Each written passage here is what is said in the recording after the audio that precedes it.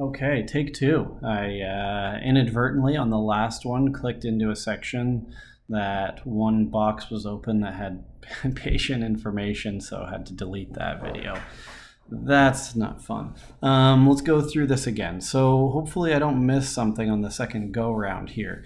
We learned how to check in the patient last time. This time we're going to learn a little bit more about taking payments because that's one of the first few steps that you're going to do. You can, if you're ever unsure about a payment that you're going to be taking, how much you're going to need to take, or the patient has questions about it, I always say just defer to myself and tell the patient it's okay if we don't take payment today.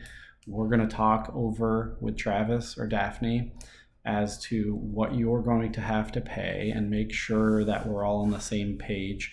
If there's ever any issues, we'll definitely make something work that is financially viable for both of us. I don't ever want somebody to be in a tough position based on us not having set the expectations as to what their copay or coinsurance or deductible is. So that being said, when we look at this patient visit, there's always a dollar amount there. And if it's zero, it could be that they owe nothing for their visits. That tends to be the case when you have a Medicare beneficiary with a supplemental insurance that ends up covering all of their PT and their deductible's been met. In this case, let's say that this test patient has a $10 copay. How you're going to take that is to left click on the visit. We've already arrived them. We learned how to do that last time. Here we're going to collect a payment.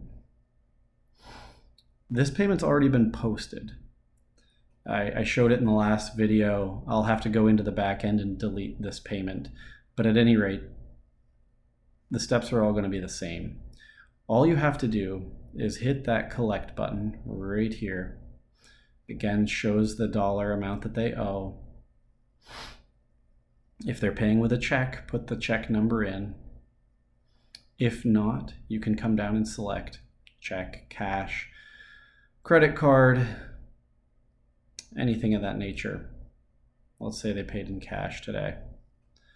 I think if I put cash, it's going to accept it as a multiple. So you put your dollar amount in here. Usually that dollar amount is going to be pre-populated. The only reason it's not saying $10 is because I already took a $10 payment.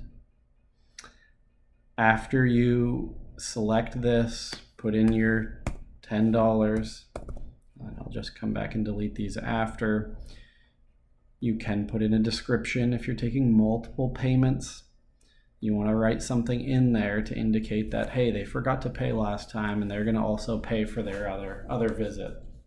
You can put a note in there for that. Come here, hit save.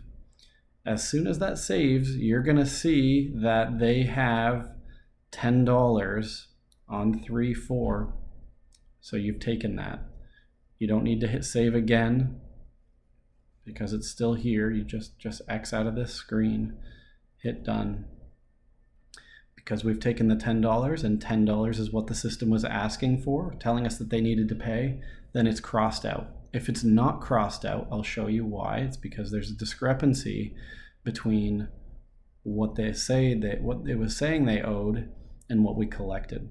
So two different ways to change that. Let's say that you had to collect or you wanted to collect multiple copays. They forgot last time, or they say, I just want to pay for 2 visits in a row. Then you can come in here and double click and you can change the visit fee right here. So let's say that they wanted to pay for 3 visits in a row. They forgot once and now they just want to pay for the next one that's coming up this week. Okay. Now it's going to give us that 30. This is going to be a little bit of a tricky description here, but at any rate, you change it there, hit save. All you need to know basically here is that you collected 10, or in this case, $20, and we have 30 in here, so it's giving us a little bit of a misfire because I'm changing it around so many times. But you can see that this is not crossed off now, and the reason being is that the money that I've collected and told the system that I've collected and the money that I said they needed for that visit is not the same. So if we come back in here and we change it back to the original 10, it should indicate that now it's crossed off. Everything's good with the system.